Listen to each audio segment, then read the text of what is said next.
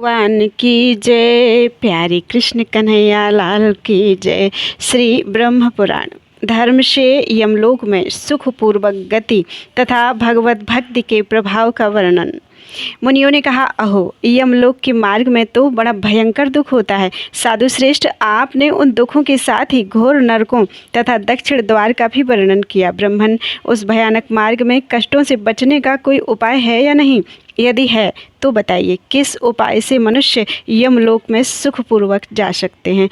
व्यास जी ने कहा, मुनिवरों, जो लोग इस लोक में धर्मपरायण होकर अहिंसा का पालन करते हैं, गुरुजनों की सेवा में संलग्न रहते हैं और देवता तथा ब्राह्मणों की पूजा करते हैं, वे स्त्री और पुत्रों सहित जिस प्रकार उस मार्ग से यात्रा करते हैं वह बतलाता हूँ। उपर्युक्त पुण्यात्मा पुरुष सुवर्णमय ध्वजाओं से सुशोभित भांति भांति के दिव्य विमानों पर आरूढ़ होकर धर्मराज के नगर में जाते हैं। जो ब्राह्मणों को भक्तिपूर्वक नाना प्रकार की वस्तुएं दान देते हैं, वे उस महान पथ पर सुख से यात्रा करते हैं। जो ब्राह्मणों में भी विशेषतः श्रोत्रियों को अत्यंत भक्तिपूर्वक उत्तम रीति से तैयार किया हुआ अन्न देते हैं, वे सुसज्जित विमानों द्वारा धर्मराज के नगर में जाते हैं। जो सदा सत्य बोलते हैं और बाहर भीतर से शुद्ध रहते हैं, वे भी देवताओं के समान कांतिमान शरीर धारण करके विमानों द्वारा यमराज के भवन में जाते हैं। जो धर्मज्ञ पुरुष जीविका रहित दीन दुर्बल साधुओं को भगवान विष्णु के उद्देश्य से पवित्र गोदान करते हैं, वे मणिजड़ित दिव्य विमानों द्वारा धर्मराज के लोक में जाते हैं। जो जूता, छाता, सैया, आसन, वस्त्र और आभूषण दान करते हैं, वे दिव्य आभूषणों से अलंकृत होकर हाथी, रथ और घोड़ों की सवारी से वहां की यात्रा करते हैं। उनके ऊपर सोने चांदी का छत्र लगा रहता है। जो श्रेष्ठ ब्राह्मणों को विशुद्ध हृदय से भक्तिपूर्वक गुड़ का रस और भात देते हैं, वे सुवर्णमय वाहनों द्वारा यमलोक में जाते हैं। जो ब्राह्मणों को यत्नपूर्वक शुद्ध एवं सुसंस्कृत दूध, दही, घी और गुड़ दान करते हैं, वे चक्रवाक पक्षियों से जुड़े हुए सुवर्णमय विमानों द्वारा यात्रा करते हैं। उस समय गंधर्वगण वाद्यों द्वारा उनकी सेवा करते हैं। जो सुगंधित पुष्प दान करते हैं, वे हंस युक्त विमानों से धर्मराज के नगर को जाते हैं। जो श्रोत्रिय ब्राह्मणों को श्रद्धापूर्वक तिलमयी धेनु अथवा घृतमयी धेनु दान करते हैं, वे चंद्रमंडल के समान उज्ज्वल विमानों द्वारा यमराज के भवन में प्रवेश करते हैं। उस समय गंधर्वगण उनका सुयश गाते रहते हैं। इस लोक में जिनके बनवाए हुए कुएं, बावड़ी, तालाब, सरोवर, दीर्घिका, पुष्करणी तथा शीतल जलाशय शोभा पाते हैं, वे दिव्य घंटानाद से मुखरित सुवर्ण और चंद्रमा के समान कांति वाले विमानों द्वारा यात्रा करते हैं। मार्ग में उन्हें सुख देने के लिए दिव्य पंखे डुलाए जाते हैं। जो लोग समस्त प्राणियों के जीवनभूत जल का दान करते हैं, वे पिपासा से रहित होकर दिव्य विमानों पर बैठकर सुखपूर्वक उस महान पथ की यात्रा करते हैं। जिन्होंने ब्राह्मणों को लकड़ी की बनी खड़ाऊं, सवारी, पीढ़ा और आसन दान किए हैं, वे उस मार्ग में सुख से जाते हैं। वे विमानों पर बैठकर सोने और मणियों के बने हुए उत्तम पीढ़ों पर पैर रखकर यात्रा करते हैं। जो मनुष्य दूसरों के उपकार के लिए फल और पुष्पों से सुशोभित विचित्र उद्यान लगाते हैं, वे वृक्षों की रमणीय एवं शीतल छाया में सुखपूर्वक यात्रा करते हैं। जो लोग सोना, चांदी, मूंगा तथा मोती दान करते हैं, वे सुवर्ण निर्मित उज्ज्वल विमानों पर बैठकर यमलोक में जाते हैं। भूमि दान करने वाले पुरुष संपूर्ण मनोवांछित वस्तुओं से तृप्त होकर उदयकालीन सूर्य के समान तेजस्वी विमानों पर बैठकर देदीप्यमान शरीर से धर्मराज के नगर को जाते हैं। जो ब्राह्मणों के लिए भक्तिपूर्वक उत्तम गंध, अगर, कपूर, पुष्प और धूप का दान करते हैं, वे मनोहर गंध, सुंदर वेश, उत्तम कांति और श्रेष्ठ आभूषणों से विभूषित होकर विचित्र विमानों द्वारा धर्मनगर की यात्रा करते हैं। दीपदान करने वाले मनुष्य अग्नि के तुल्य प्रकाशमान होकर सूर्य के समान तेजस्वी विमानों द्वारा दसों दिशाओं को प्रकाशित करते हुए चलते हैं। जो गृह अथवा रहने के लिए स्थान देते हैं, वे अरुणोदय की सी कांति वाले सुवर्ण मंडित ग्रहों के साथ धर्मराज के नगर में जाते हैं। जलपात्र, कुंडी और कमंडल दान करने वाले मानव अप्सराओं से पूजित होकर महान गजराजों पर बैठकर यात्रा करते हैं। जो ब्राह्मणों को सिर और पैरों में मलने के लिए तेल और नहाने और पीने के लिए जल देते हैं, वे घोड़ों पर सवार होकर यमलोक में जाते हैं। जो रास्ते के थके मांदे दुर्बल ब्राह्मणों को अपने यहाँ ठहराते हैं, वे चकवों से जुड़े हुए दिव्य विमानों पर बैठकर सुख से यात्रा करते हैं। जो स्वागत पूर्वक आसन देकर ब्राह्मण की पूजा करता है, वह अत्यंत प्रसन्न होकर सुख से उस मार्ग पर जाता है। जो पाप हरे इत्यादि का उच्चारण करके गौ को मस्तक झुकाते हैं, वह सुख से यमलोक के मार्ग पर आगे बढ़ता है। जो शठता और दंभ का परित्याग करके एक समय भोजन करते हैं वे हंस युक्त विमानों द्वारा सुखपूर्वक यमलोक की यात्रा करते हैं। जो जितेंद्रिय पुरुष एक दिन उपवास करके दूसरे दिन एक समय भोजन करते हैं वे मोरों से जुड़े हुए विमानों द्वारा धर्मराज के नगर में जाते हैं। जो नियम पूर्वक व्रत का पालन करते हुए तीसरे दिन एक समय भोजन करते हैं वे हाथियों से जुड़े हुए दिव्य रथों पर आसीन होकर यमराज के लोक में जाते हैं। जो नित्य पवित्र रहकर इंद्रियों को वश में रखते हुए छठे दिन आहार ग्रहण करते हैं वे साक्षात सचिपति इंद्र के समान ऐरावत की पीठ पर बैठकर यात्रा करते हैं। जो एक पक्ष तक उपवास करके अन्न ग्रहण करते हैं वे बाघों से जुड़े हुए विमानों द्वारा धर्मराज के नगर में जाते हैं। उस समय देवता और असुर उनकी सेवा में उपस्थित रहते हैं। जो जितेंद्रिय रहकर 1 मास तक उपवास करते हैं वे सूर्य के समान देदीप्यमान रथों पर बैठकर यमलोक की यात्रा करते हैं। जो स्त्री अथवा गौ की रक्षा के लिए युद्ध में प्राण त्याग करता है वह सूर्य के समान कांतिमान शरीर धारण करके देव कन्याओं द्वारा सेवित होकर धर्मनगर की यात्रा करता है। जो भगवान विष्णु में भक्ति रखते हुए जितेंद्रिय भाव से तीर्थों की यात्रा करते हैं वे सुखदायक विमानों से सुशोभित होकर उस भयंकर पथ की यात्रा करते हैं। जो श्रेष्ठ द्विज प्रचुर दक्षिणा वाले यज्ञों द्वारा भगवान का यजन करते हैं वे तपाए हुए सुवर्ण सदृश विमानों द्वारा सुखपूर्वक यमलोक में जाते हैं। जो दूसरों को पीड़ा नहीं देते और भृत्यों का भरण पोषण करते हैं वे सुवर्ण निर्मित उज्ज्वल विमानों पर बैठकर सुख से यात्रा करते हैं। जो समस्त प्राणियों के प्रति क्षमा भाव रखते हैं सबको अभय देते हैं, क्रोध मोह और मद से मुक्त रहते हैं तथा इंद्रियों को वश में रखते हैं वे महान तेज से संपन्न होकर पूर्ण चंद्रमा के समान प्रकाशमान विमान पर बैठकर यमराज की पुरी में जाते हैं। उस समय देवता और गंधर्व उनकी सेवा में खड़े रहते हैं। जो सत्य और पवित्रता से युक्त रहकर कभी भी मांसाहार नहीं करते वे भी धर्मराज के नगर में सुख से ही यात्रा करते हैं। जो 1000 गौओं का दान करता है और जो कभी मांस भक्षण नहीं करता वे दोनों समान हैं। यह बात पूर्व काल में वेद वेत्ताओं में श्रेष्ठ साक्षात ब्रह्मा जी ने कही थी। ब्राह्मणों संपूर्ण तीर्थों में स्नान करने से जो पुण्य होता है और समस्त यज्ञों के अनुष्ठान से जिस फल की प्राप्ति होती है वही या उसके समान फल मांस न खाने से भी प्राप्त हो जाती है।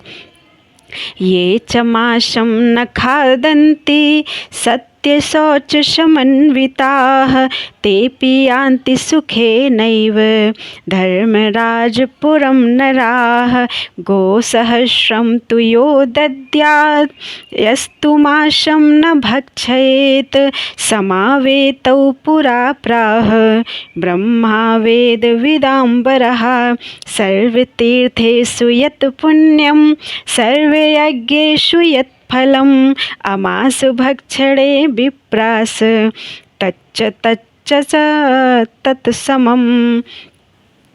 इस प्रकार दान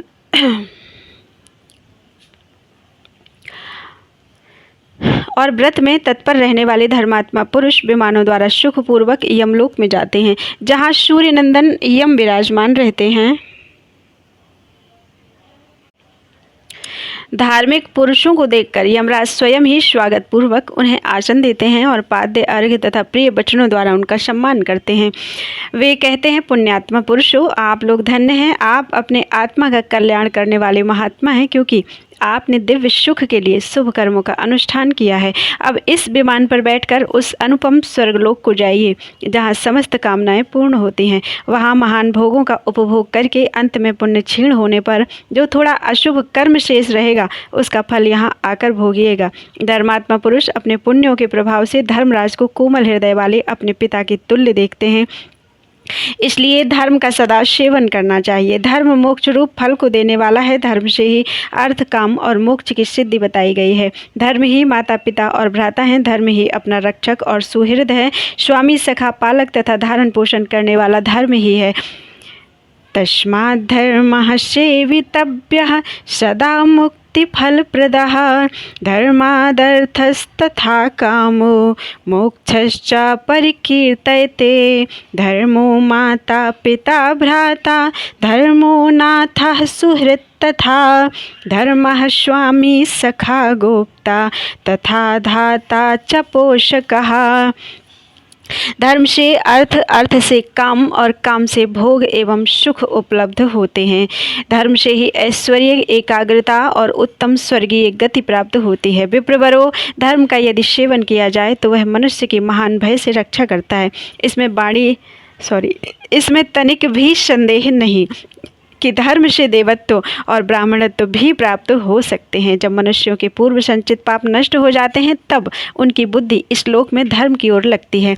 हजारों जन्मों के पश्चात दुर्लभ मनुष्य शरीर को पाकर जो धर्म का आचरण नहीं करता वह निश्चय ही सौभाग्य से वंचित है। जो लोग कुत्सित, दरिद्र, कुरूप, रोगी, दूसरों के सेवक और मूर्ख हैं, उन्होंने पूर्व जन्म में धर्म नहीं किया है, ऐसा जानना चाहिए। जो दीर्घायु, शूरवीर, पंडित, भोग साधन से संपन्न, धनवान, निरोग तथा रूपवान है, उन्होंने पूर्व जन्म में अवश्य ही धर्म का अनुष्ठान किया है। ब्राह्मणों, इस प्रकार धर्मपरायण मनुष्य उत्तम गति को प्राप्त होते हैं और अधर्म का सेवन करने वाले लोग पशु पक्षियों की योनि में जाते हैं। जो मनुष्य नरकासुर का विनाश करने वाले भगवान वासुदेव के भक्त हैं, वे स्वप्न में भी यमराज अथवा नरकों को नहीं देखते। जो दैत्यों और दानवों का संहार करने वाले आदि अंत रहित भगवान नारायण को प्रतिदिन नमस्कार करते हैं, वे भी यमराज को नहीं देखते। जो मन, वाणी और क्रिया के द्वारा भगवान अच्युत की शरण में चले गए हैं, उन पर यमराज का वश नहीं चलता, वे मोक्ष रूप फल के भागी होते हैं। ब्राह्मणों, जो मनुष्य प्रतिदिन जगन्नाथ श्री नारायण को नमस्कार करते हैं, वे वैकुंठ धाम की सिवा अन्यत्र नहीं जाते। श्री विष्णु को नमस्कार करके मनुष्य यम दूतों को, यमलोक के मार्ग को, यमपुरी को तथा वहाँ के नरकों को किसी प्रकार नहीं देख पाते। मोह में पड़कर अनेकों बार पाप कर लेने पर भी यदि मानव सर्व पापहारी श्रीहरि को नमस्कार करते हैं तो वे नरक में नहीं पड़ते। जो लोग सठता से भी सदा भगवान जनार्दन का स्मरण करते हैं, वे भी देह त्याग के पश्चात रोग शोक से रहे श्री विष्णु धाम को प्राप्त होते हैं। अत्यंत क्रोध में आसक्त होकर भी जो कभी श्रीहरि के नामों का कीर्तन करता है, वह भी चेदीराज शिशुपाल की भांति संपूर्ण दोषों का क्षय हो जाने से मोक्ष को प्राप्त करता है। ये नरा नरकध्वंसी वासुदेव मनुव्रताः ते स्वप्नेऽपि न पश्यन्ति यमं वा नरकाणि वा अनादिनिधनं देवम् अनादिनिधनं देवं दैत्यदानवदारणं ये नमन्ति नरा नित्यं नहि पश्यन्ति ते यमं कर्मणा मनसा वाचा ये अच्युतं शरणं गताः न समर्थो यमस्तेषां ते मुक्तिफलभागिनः ये जना जगतां नाथं नित्यं नारायणं द्विजाः नमन्ति नहि ते विष्णोः स्थानादन्यत्र गामिनः न ते दूतान् तन्मार्गं यमं न च तां पुरीं प्रणम्य विष्णुं पश्यन्ति नरकाणि कथञ्चन कृत्वापि बहुशः पापं नरा मोहसमन्विताः न यान्ति नरकं नत्वा सर्वपापहरं हरिं साठ्येनापि नरा नित्यं ये स्मरन्ति जनार्दनं तेऽपि यान्ति तनुं त्यक्त्वा विष्णुलोकमनामयम् अत्यन्त क्रोधशक्तोऽपि कदाचित् कीर्तयेद्धरिं सोऽपि दोषक्षयान्मुक्तिं लभेच्चेदिपतिर्यथा। बोलो वृंदावन बिहारी लाल की जय। धर्म की महिमा एवं अधर्म का निरूपण तथा अन्नदान का महात्म्य। मुनियों ने कहा, भगवान आप संपूर्ण धर्मों के ज्ञाता हैं तथा सब शास्त्रों के ज्ञान में निपुण हैं। कृपया बताइए, पिता, माता, पुत्र, गुरु, जाति वाले संबंधी और मित्र वर्ग, इनमें से कौन मरने वाले प्राणी का विशेष सहायक होता है? लोग तो मृतक के शरीर को काठ और मिट्टी के ढेले की भांति छोड़कर चल देते हैं, फिर परलोक में कौन उनके साथ जाता है? व्यास जी बोले, विप्रवरों, प्राणी अकेला ही जन्म लेता है, अकेला ही मरता है, अकेला ही दुर्गम संकटों को पार करता है और अकेला ही दुर्गति में पड़ता है। पिता, माता, भ्राता, पुत्र, गुरु, जाति वाले संबंधी तथा मित्र वर्ग, इनमें से कोई भी मरने वाले का साथ नहीं देता। घर के लोग मृत व्यक्ति के शरीर को काठ और मिट्टी के ढेले की भांति त्याग देते हैं और 2 घड़ी रोकर उससे मुंह मोड़कर चले जाते हैं। वे सब लोग तो त्याग देते हैं, किंतु धर्म उसका त्याग नहीं करता। वह अकेला ही जीव के साथ जाता है। अतः धर्म ही सच्चा सहायक है। इसलिए मनुष्यों को सदा धर्म का सेवन करना चाहिए। धर्मयुक्त प्राणी उत्तम स्वर्ग गति को प्राप्त होता है। इसी प्रकार अधर्मयुक्त मानव नरक में पड़ता है। अतः विद्वान पुरुष पाप से प्राप्त होने वाले धन में अनुराग न रखें। एकमात्र धर्म ही मनुष्यों का सहायक बताया गया है। बहुत से शास्त्रों का ज्ञाता मनुष्य भी लोभ, मोह, घृणा अथवा भय से मोहित होकर दूसरे के लिए न करने योग्य कार्य भी कर डालता है। धर्म, अर्थ और काम तीनों ही इस जीवन के फल हैं। अधर्म त्याग पूर्वक इन तीनों की प्राप्ति करनी चाहिए। एकः प्रसूयते विप्रा एक एव हि नश्यति एकस्तरति दुर्गाणि गच्छत्येकस्तु दुर्गतिम् असहायः पिता माता तथा भ्राता सुतो गुरुः ज्ञातिसम्बन्धि वर्गश्च मित्रवर्गस्तथैव च मृतं शरीरम् उत्सृज्य काष्ठलोष्ठ समं जनाः मुहूर्तमिव रोदित्वा ततो यान्ति पराङ्मुखाः तैस्तच्छरीरमुत्सृष्टं धर्म एकोऽनुगच्छति तस्माद् धर्मः सहायश्च सेवितव्यः सदा नृभिः प्राणी धर्म समायुक्तो गच्छेत् स्वर्गगतिं परां तथैवाधर्म संयुक्तो नरकं चोपपद्यते तस्मात् पापागतैरथैर्नानुरज्येत पंडितः धर्म एको मनुष्याणां सहायः परिकीर्तितः लोभान्मोहादनुक्रोशाद् भयाद्वाथ बहुश्रुतः नरः करोति कार्याणि परार्थे लोभमोहितः धर्माश्चार्थश्च कामश्च त्रितयं जीवितः फलम् एतत्त्रयं वाप्तव्यं धर्म परिवर्जितम्। मुनियों ने कहा, भगवान, आपका यह धर्मयुक्त वचन जो परम कल्याण का साधन है हमने सुना। अब हम यह जानना चाहते हैं कि यह शरीर किन तत्वों का समूह है। मनुष्य का मरा हुआ शरीर तो स्थूल से सूक्ष्म अव्यक्त भाव को प्राप्त हो जाता है, वह नेत्रों का विषय नहीं रह जाता। फिर धर्म कैसे उसके साथ जाता है? व्यास जी बोले, पृथ्वी, वायु, आकाश, जल, तेज, मन, बुद्धि और आत्मा ये सदा साथ रहकर धर्म पर दृष्टि रखते हैं। ये समस्त प्राणियों के शुभ अशुभ कर्मों के निरंतर साक्षी रहते हैं। इनके साथ धर्म जीव का अनुसरण करता है। जब शरीर से प्राण निकल जाता है तब त्वचा, हड्डी, मांस, वीर्य और रक्त भी उस शरीर को छोड़ देते हैं। उस समय जीव धर्म से युक्त होने पर ही इस लोक और परलोक में सुख एवं अभ्युदय को प्राप्त होता है। मुनियों ने पूछा, भगवान, आपने यह भली भांति समझा दिया कि धर्म किस प्रकार जीव का अनुसरण करता है। अब हम यह जानना चाहते हैं कि शरीर के कारणभूत वीर्य की उत्पत्ति कैसे होती है। व्यास जी ने कहा, द्वेषवरो शरीर में स्थित जो पृथ्वी, वायु, आकाश, जल, तेज और मन के अधिष्ठाता देवता हैं, वे जब अन्न ग्रहण करते हैं और उससे मन सहित पृथ्वी आदि 5 भूत तृप्त होते हैं, तब उस अन्न से शुद्ध वीर्य बनता है। उस वीर्य में कर्म प्रेरित जीव आकर निवास करता है। फिर स्त्रियों के रज में मिलकर वह समयानुसार जन्म ग्रहण करता है। पुण्यात्मा प्राणी इस लोक में जन्म लेने पर जन्म काल से ही पुण्य कर्म का उपभोग करता है। वह धर्म के फल का आश्रय लेता है। मनुष्य यदि जन्म से ही धर्म का सेवन करता है तो सदा सुख का भागी होता है। यदि बीच बीच में कभी धर्म और कभी अधर्म का सेवन करता है तो वह सुख के बाद दुख भी पाता है।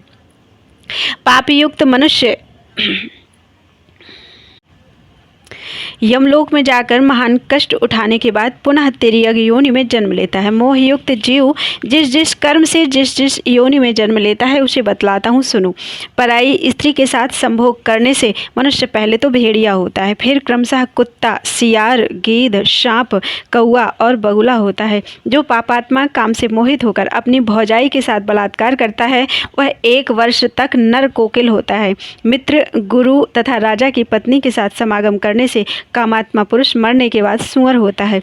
5 वर्षों तक सुअर रहकर मरने के बाद 10 वर्षों तक बगुला, 3 महीनों तक चींटी और 1 मास तक कीट की योनि में पड़ा रहता है।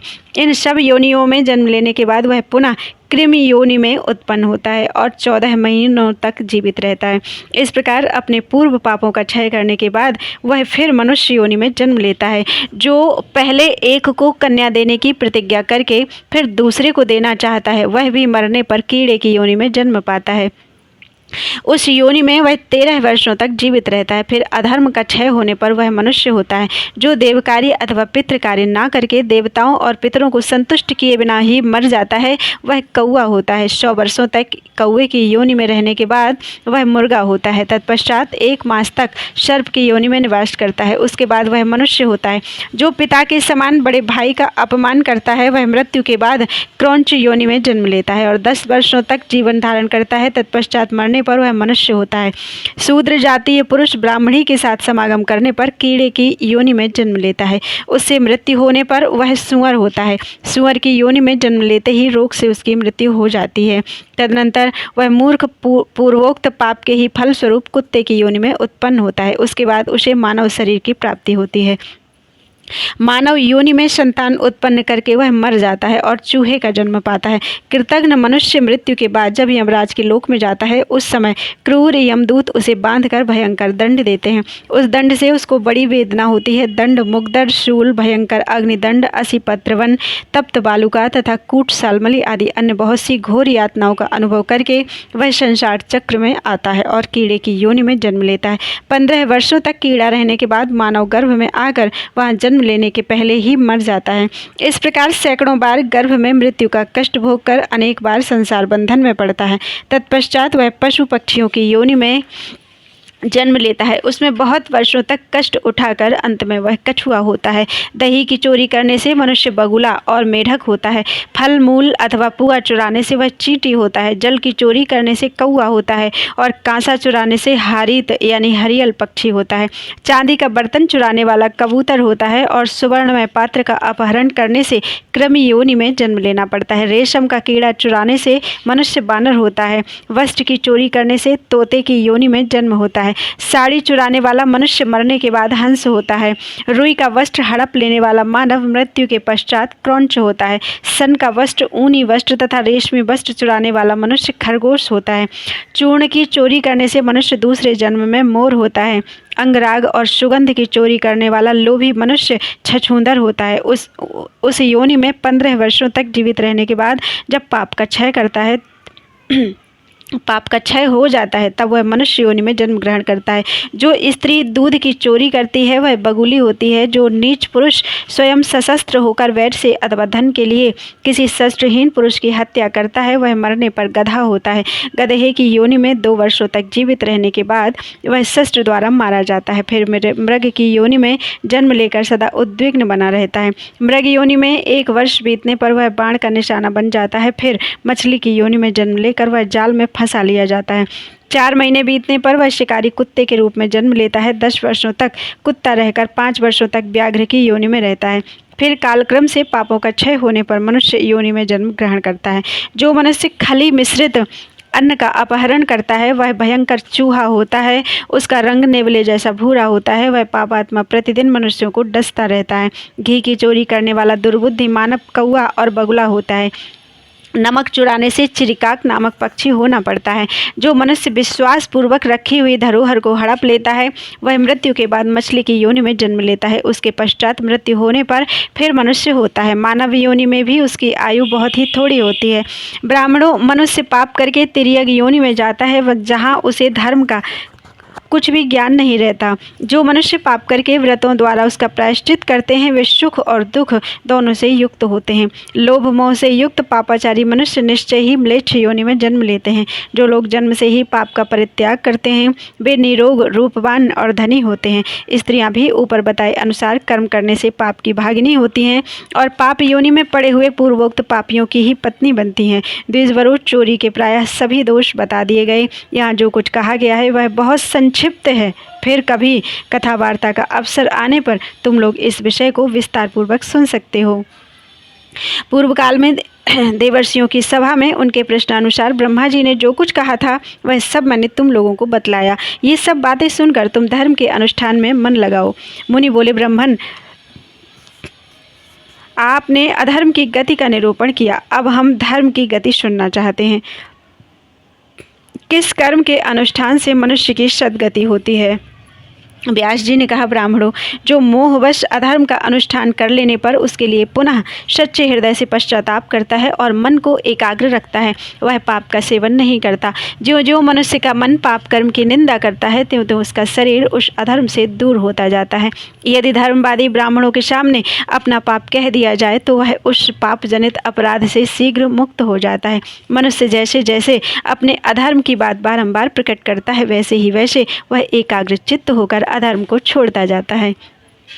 मोहाद धर्मम यः कृत्वा पुनः समनुत्तप्यते मनः समाधि संयुक्तो न स सेवेत दुष्कृतं यथा यथा मनस्तस्य दुष्कृतं कर्म गर्हते तथा तथा शरीरं तु तेना धर्मेण मुच्यते। यदि विप्राः कथ्यते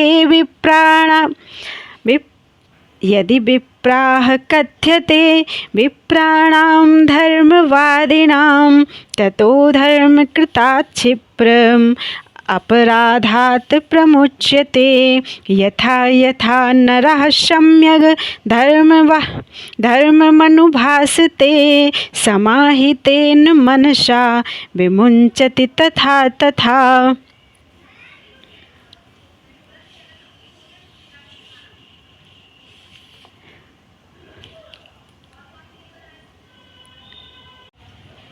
जैसे सांप केंचुल छोड़ता है उसी प्रकार वह पहले के अनुभव किए हुए पापों का त्याग करता है। एकाग्र चित्त होकर ब्राह्मण को नाना प्रकार के दान दे। जो मन को ध्यान में लगाता है वह उत्तम गति को प्राप्त करता है। ब्राह्मणों, अब मैं दान का फल बतलाता हूँ। सब दानों में अन्न दान को श्रेष्ठ बतलाया गया है। धर्म की इच्छा रखने वाले मनुष्य को चाहिए कि वह सरलता पूर्वक सब प्रकार के अन्नों का दान करे। अन्न ही मनुष्यों का जीवन है, उसी से जीव जंतुओं की उत्पत्ति होती है। अन्न में ही संपूर्ण लोक प्रतिष्ठित हैं, अतः अन्न को श्रेष्ठ बताया जाता है। देवता, ऋषि, पितर और मनुष्य अन्न की ही प्रशंसा करते हैं क्योंकि अन्नदान से मनुष्य स्वर्गलोक को प्राप्त होता है। स्वाध्यायशील ब्राह्मणों के लिए न्यायोपार्जित उत्तम अन्न का प्रसन्न चित्त से दान करना चाहिए। जिसके प्रसन्न चित्त से दिए हुए अन्न को 10 ब्राह्मण भोजन कर लेते हैं वह कभी पशु पक्षी आदि की योनि में नहीं पड़ता। सदा पापों में संलग्न रहने वाला मनुष्य भी यदि 10,000 ब्राह्मणों को भोजन करा दे तो वह अधर्म से मुक्त हो जाता है। वेदों का अध्ययन करने वाला ब्राह्मण भिक्षा से अन्न लेकर यदि किसी स्वाध्यायशील ब्राह्मण को दान कर दे तो वह संसार में सुख और समृद्धि का भागी होता है। जो क्षत्रिय ब्राह्मण के धन को हानि न पहुँचाकर न्यायतः प्रजा का पालन करते हुए अन्न का उपार्जन करते हैं और उसे एकाग्र चित्त होकर श्रोत्रिय ब्राह्मणों को दान देता है वह धर्मात्मा है और उस पुण्य के जल से अपने पाप पंक को धो डालता है। अपने द्वारा उपार्जित खेती के अन्न में से 6वां भाग राजा को देने के बाद जो शेष शुद्ध भाग बच जाता है वह अन्न यदि वैश्य ब्राह्मण को दान करे तो वह सब पापों से मुक्त हो जाता है। जो शूद्र प्राणों को संशय में डालकर और नाना प्रकार की कठिनाइयों को सहकर भी अपने द्वारा उपार्जित शुद्ध अन्न को ब्राह्मणों के निमित्त दान करता है वह भी पापों से छुटकारा पा जाता है। जो कोई भी मनुष्य श्रेष्ठ वेदवेत्ता ब्राह्मणों को हर्षपूर्वक न्यायोपार्जित अन्न का दान करता है उसका पाप छूट जाता है। संसार में अन्न बल की वृद्धि करने वाला है, उसका दान करने से मनुष्य बलवान बनता है। सत्पुरुषों के मार्ग पर चलने से सब पाप दूर हो जाते हैं। दानवेत्ता पुरुषों ने जो मार्ग बताया है और जिस पर मनीषी पुरुष चलते हैं वही अन्नदाताओं का भी मार्ग है, उन्हीं से सनातन धर्म है। मनुष्य को सभी अवस्थाओं में न्यायोपार्जित अन्न का दान करना चाहिए क्योंकि अन्न सर्वोत्तम गति है। अन्नदान से मनुष्य परम गति को प्राप्त होता है। इस श्लोक में उसकी समस्त कामनाएं पूर्ण होती हैं और मृत्यु के बाद भी वह सुख का भागी होता है। अन्नस्य हि प्रदानेन नरो याति पराम गतिम सर्व काम समायुक्तः प्रेत्य चाप्यश्नुते सुखम। इस प्रकार पुण्यवान मनुष्य पापों से मुक्त होता है, अतः अन्याय रहित अन्न का दान करना चाहिए। जो गृहस्थ सदा प्राणाग्निहोत्र पूर्वक अन्न भोजन करता है वह अन्नदान से प्रत्येक दिन को सफल बनाता है। जो मनुष्य वेद, न्याय, धर्म और इतिहास के ज्ञाता 100 विद्वानों को प्रतिदिन भोजन कराता है वह घोर नरक में नहीं पड़ता और संसार बंधन में भी नहीं बनता, अपितु संपूर्ण कामनाओं से तृप्त होकर मनुष्य के बाद सुख का भागी होता है, मृत्यु के बाद सुख का भागी होता है। इस प्रकार पुण्य कर्म से युक्त मनुष्य निश्चिंत होकर आनंद का भागी होता है। उसे रूप, कीर्ति और धन की प्राप्ति होती है। ब्राह्मणों, इस प्रकार मैंने तुम्हें अन्नदान का महान फल बताया है। यह सभी धर्मों का और दानों का मूल है। बोलो वृंदावन बिहारी लाल की जय। श्राद्ध कल्प का वर्णन। मुनियों ने पूछा, भगवान आप श्राद्ध कल्प का विस्तार पूर्वक वर्णन कीजिए।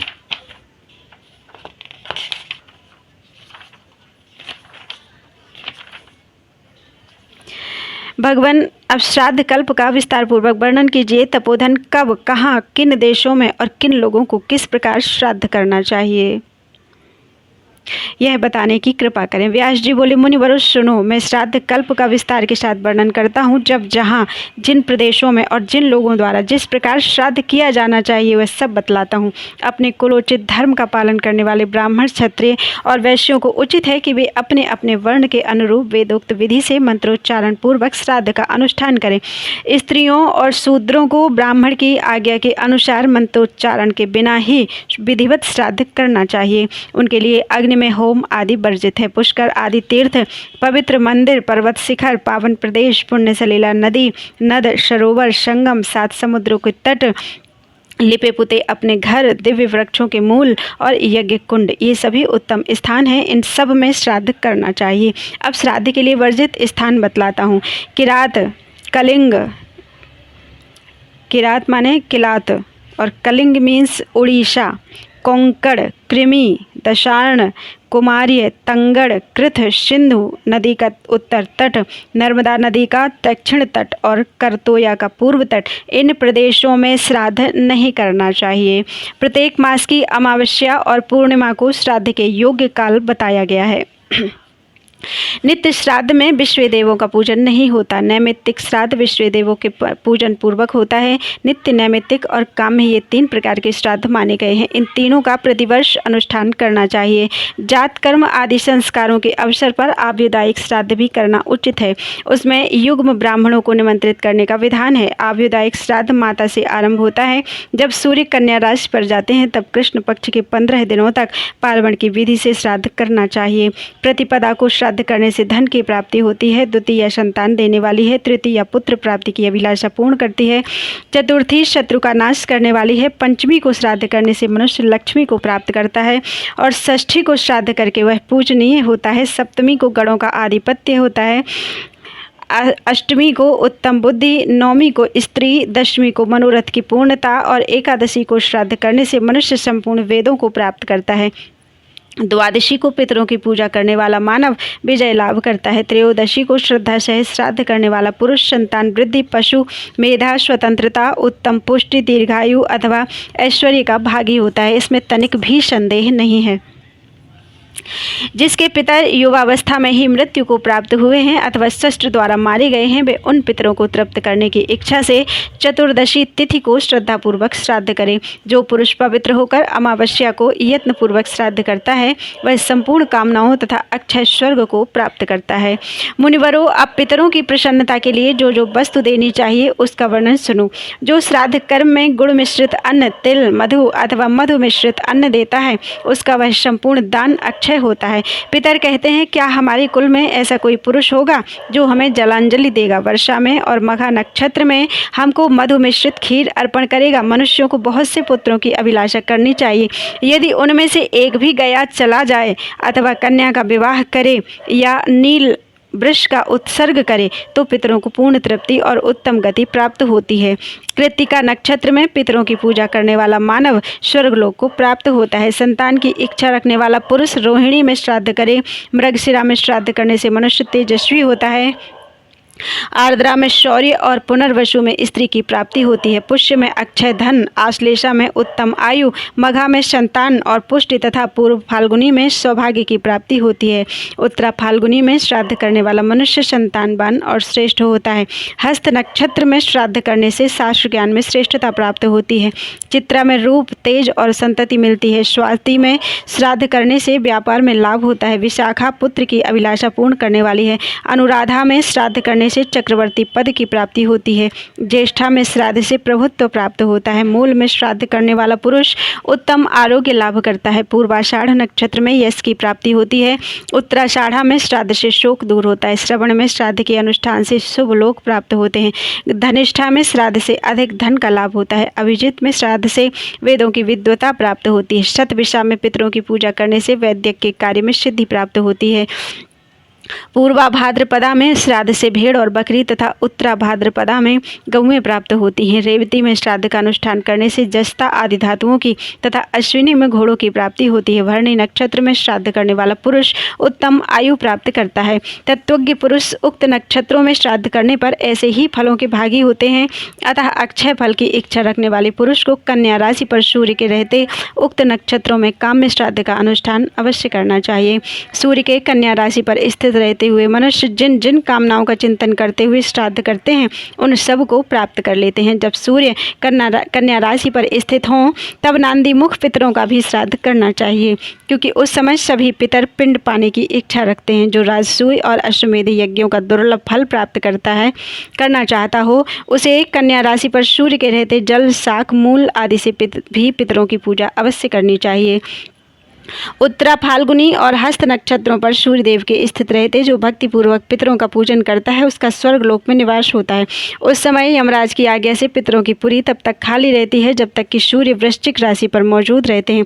वृश्चिक बीत जाने पर भी जब कोई श्राद्ध नहीं करता तब देवताओं सहित पितर मनुष्य को दुसह शाप देकर खेदपूर्वक लंबी सांसें लेते हुए अपनी पुरी को लौट जाते हैं। अष्टका, मनवंतरा तथा अनवष्ट तिथियों को भी श्राद्ध करना चाहिए। वह मातृवर्ग से आरंभ होता है। ग्रहण, व्यतिपात, एक राशि पर सूर्य और चंद्रमा के संगम, जन्म नक्षत्र तथा ग्रह पीड़ा के अवसर पर पार्वण श्राद्ध करने का विधान है। दोनों आयनों के आरंभ के दिन, दोनों विषुव योगों के आने पर तथा प्रत्येक संक्रांति के दिन विधिपूर्वक उत्तम श्राद्ध करना चाहिए। इन दिनों में पिंडदान को छोड़कर शेष सभी श्राद्ध संबंधी कार्य करना चाहिए। बैसाख की शुक्ल तृतीया और कार्तिक की शुक्ला नवमी को संक्रांति की विधि से श्राद्ध करना उचित है। भादों की त्रयोदशी और माघ की अमावस्या को खीर से श्राद्ध करना चाहिए। जब कोई वेदवेत्ता एवं अग्निहोत्री श्रोत्रिय ब्राह्मण घर पर पधारे तब उस एक ब्राह्मण के द्वारा भी विधिपूर्वक उत्तम श्राद्ध संपन्न करना चाहिए। जिस दिन साधु पुरुषों द्वारा प्रशंसित श्राद्ध के योग्य कोई वस्तु प्राप्त हो जाए उस दिन द्विजों को पार्वण की विधि से श्राद्ध करना चाहिए। माता और पिता की मृत्यु के दिन प्रतिवर्ष एकोद्दिष्ट श्राद्ध करना चाहिए। यदि पिता के भाई अथवा अपने बड़े भाई की मृत्यु हो गई हो और उनके कोई पुत्र नहीं हो तो उनके लिए भी निधन तिथि को प्रतिवर्ष एकोद्दिष्ट श्राद्ध करना उचित है। पार्वण श्राद्ध में पहले विश्व देवों का आवाहन और पूजन होता है, किंतु एकोद्दिष्ट में ऐसा नहीं होता। देव कार्य में 2 और पितृ कार्य में 3 ब्राह्मणों को निमंत्रित करना चाहिए, अथवा दोनों में एक एक ब्राह्मण को ही निमंत्रित करें। इसी प्रकार मातामहों की श्राद्ध कार्य में भी समझना चाहिए। जो हाल कमरा हो उसके लिए सदा बाहर के जल के समीप पृथ्वी पर तिल और कुश सहित पिंड और जल देना चाहिए। मृत्यु के तीसरे दिन प्रेत का अस्थि चयन करना उचित है। घर में किसी की मृत्यु होने पर ब्राह्मण 10 दिनों में, क्षत्रिय 12 दिनों में, वैश्य 15 दिनों में, शूद्र 1 मास में शुद्ध होता है। सूतक निवृत्त हो जाने पर घर में एकोद्दिष्ट श्राद्ध करना चाहिए। दशाहे ब्राह्मणः शुद्धो द्वादशाहे निच्छत्रियः क्षत्रियः वैश्यः पंचदशाहेन शूद्रो मासेन शुद्धयति। सूतक निवृत्त हो जाने पर घर में एक उद्दिष्ट श्राद्ध करना बताया गया है। 12वें दिन 1 मास पर, फिर 1.5 मास पर तथा उसके बाद प्रतिमास 1 वर्ष तक श्राद्ध करना चाहिए। वर्ष बीतने पर सपिंडीकरण श्राद्ध करना उचित है। सपिंडीकरण हो जाने पर उसके लिए पार्वण श्राद्ध का विधान है। सपिंडीकरण के बाद मृत व्यक्ति प्रेत भाव से मुक्त होकर पितरों के स्वरूप को प्राप्त होते हैं। पितर 2 प्रकार के हैं, अमूर्त और मूर्तिमान। नांदीमुख नाम वाले पितर अमूर्त होते हैं और पार्वण श्राद्ध के पितर मूर्तिमान बताए गए हैं। एकोद्दिष्ट श्राद्ध ग्रहण करने वाले पितरों की प्रेत संज्ञा है। इस प्रकार पितरों के 3 भेद स्वीकार किए गए हैं। मुनियों ने पूछा, द्विजश्रेष्ठ मरे हुए पिता आदि का सपिंडीकरण श्राद्ध कैसे करना चाहिए, यह हमें विधि पूर्वक बताइए। व्यास जी बोले, ब्राह्मणों में सपिंडीकरण श्राद्ध की विधि बतलाता हूँ, सुनो। सपिंडीकरण श्राद्ध विश्व देवों की पूजा से रहित होता है। इसमें एक ही अर्घ्य और एक ही पवित्रक का विधान है। अग्निकरण और आवाहन की क्रिया भी इसमें नहीं होती।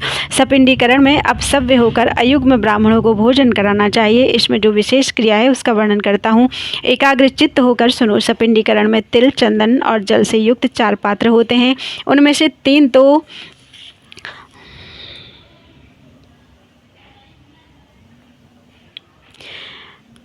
पितरों के लिए रखे हैं और एक प्रेत के लिए। प्रेत के पात्र से अर्घ्य जल लेकर ये समानः शमनश इत्यादि मंत्र का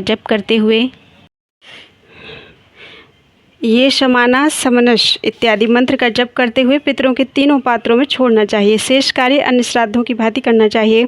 स्त्रियों के लिए भी इसी प्रकार एकोद्दिष्ट का विधान है। यदि पुत्र ना हो तो स्त्रियों का सपिंडीकरण नहीं होता। पुरुषों को उचित है कि वे स्त्रियों के लिए भी प्रतिवर्ष उनकी मृत्यु तिथि को एकोद्दिष्ट श्राद्ध करें। जिसके कोई पुत्र ना हो, पुत्र के अभाव में सपिंड और सपिंड के अभाव में सहोदक, इस विधि को पूर्ण करें। जिसके कोई पुत्र ना हो उसका श्राद्ध उसके दौहित्र कर सकते हैं। पुत्रिका विधि से ब्याही हुई कन्या के पुत्र तो अपने नाना आदि का श्राद्ध करने के अधिकारी हैं ही। जिनकी द्वयामुष्यायण संज्ञा है, ऐसे पुत्र नाना और बाबा दोनों का नैमित्तिक श्राद्धों में भी विधि पूर्वक पूजन कर सकते हैं। कोई भी ना हो तो स्त्रियां ही अपने पतियों या मंत्रोच्चारण किए बिना श्राद्ध कर सकती हैं।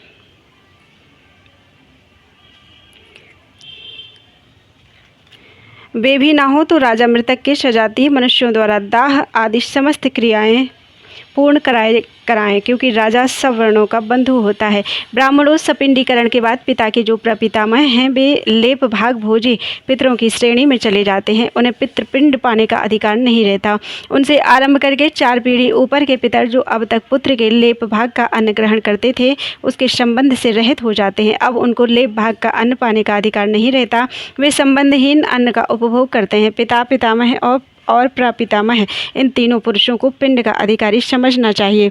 इनसे भिन्न अर्थात पितामह के पितामह से लेकर ऊपर के जो 3 पीढ़ी पुरुष हैं वे लेप भाग के अधिकारी हैं। इस प्रकार 6 ये और 7वां यजमान सब मिलकर 7 पुरुषों का घनिष्ठ संबंध होता है।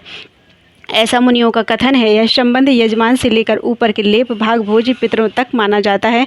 इनसे ऊपर के सभी पितर पूर्वज कहलाते हैं। पूर्वजों में से जो नरक में निवास करते हैं, जो पशु पक्षी की योनि में पड़े हैं तथा जो भूत आदि के रूप में स्थित हैं, उन सबको विधिपूर्वक श्राद्ध करने वाला यजमान तृप्त करता है।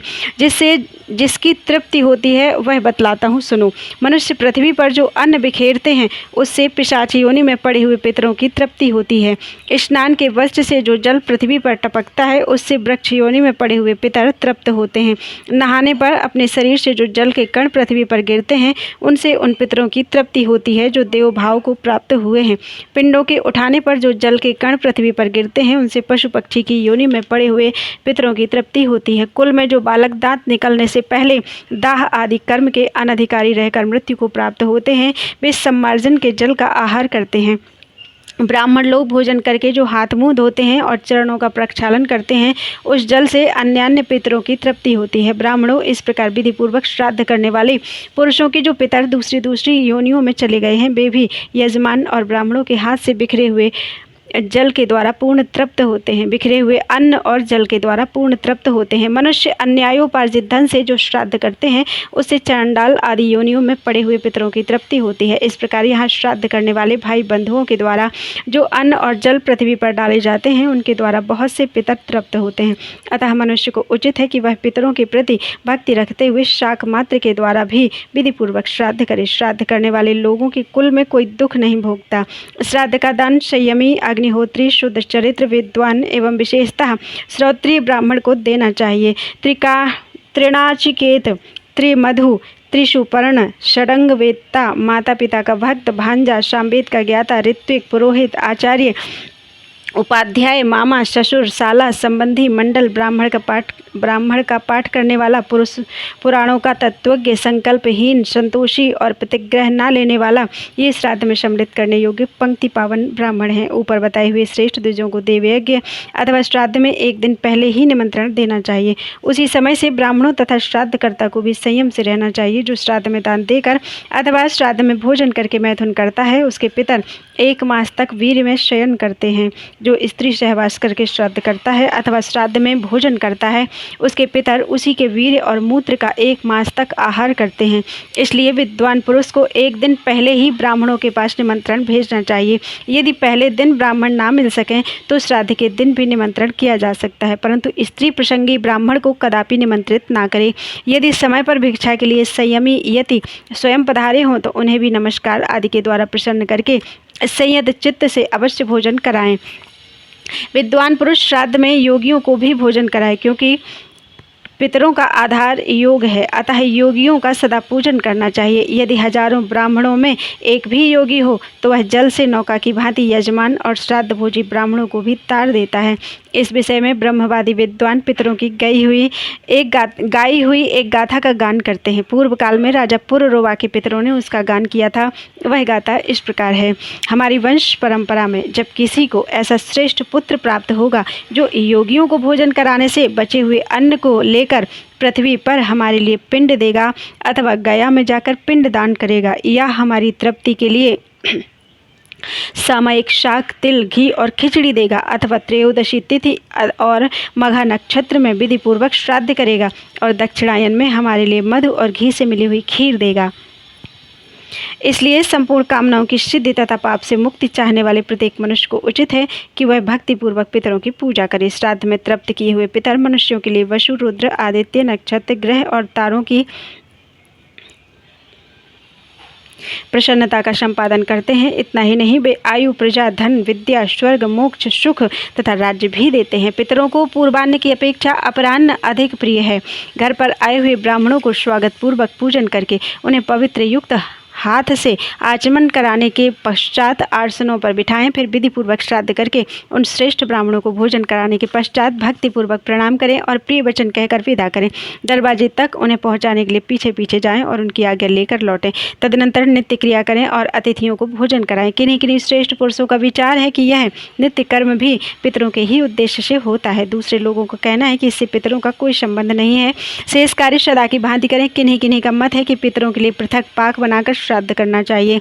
कुछ लोगों का विचार है कि ऐसा ना करके पहले बने हुए पाक से ही अन्न लेकर सब कार्य पूर्ववत करना चाहिए। तदनंतर श्राद्धकर्ता मनुष्य अपने भृत्य आदि के साथ अवशिष्ट अन्न भोजन करे। धर्म के पुरुष को इसी प्रकार एकाग्रचित्त होकर पितरों का श्राद्ध करना चाहिए और जिस प्रकार ब्राह्मणों को संतोष हो वैसी चेष्टा करनी चाहिए। अब मैं श्राद्ध में त्याग देने योग्य अधम ब्राह्मणों का वर्णन करता हूँ।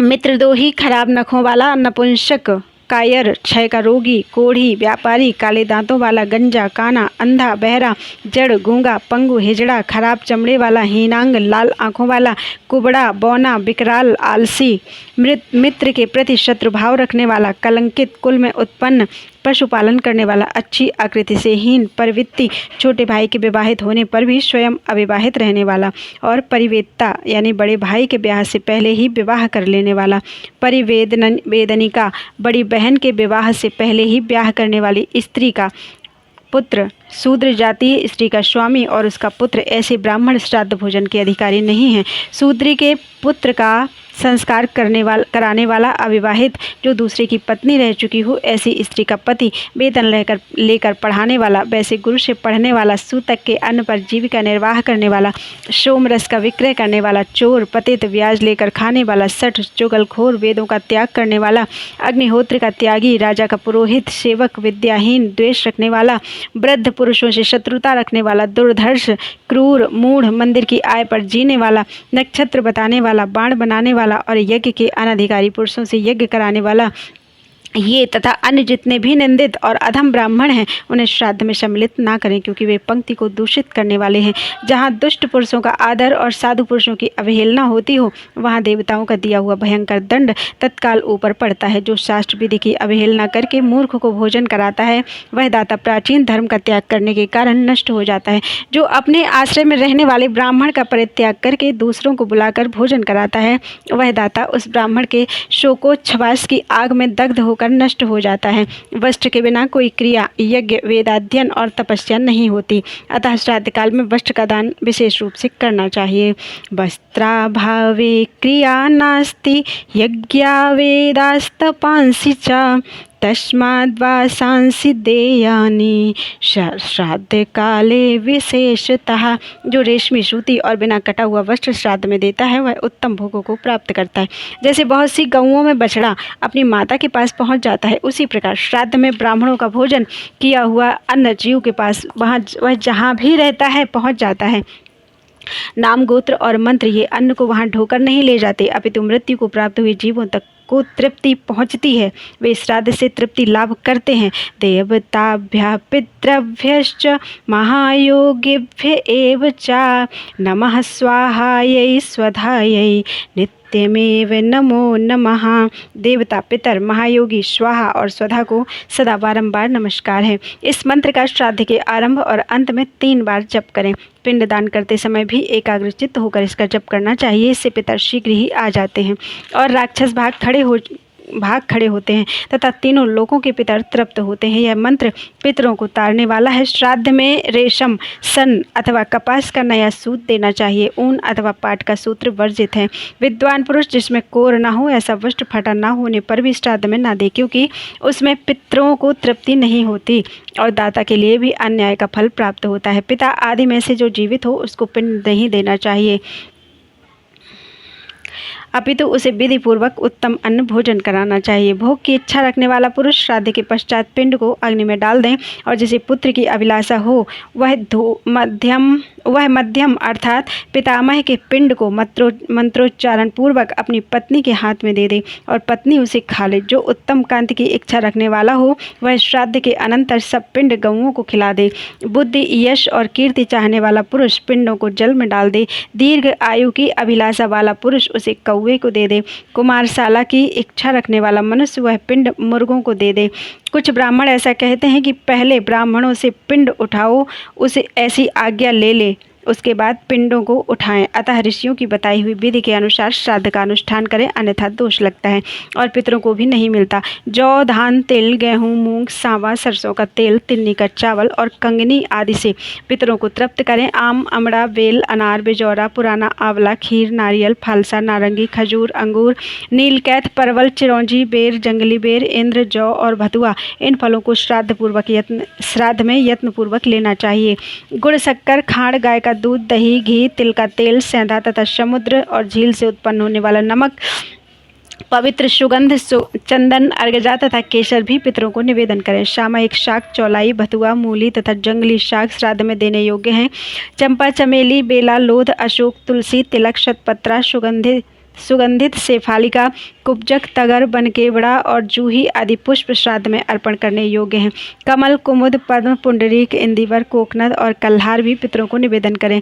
गूगल, चंदन, श्रीबास अर्थात बेल, अगर तथा ऋषि गुग्गल ये पितरों के योग्य धूप है। चना और मसूर श्राद्ध में वर्जित है।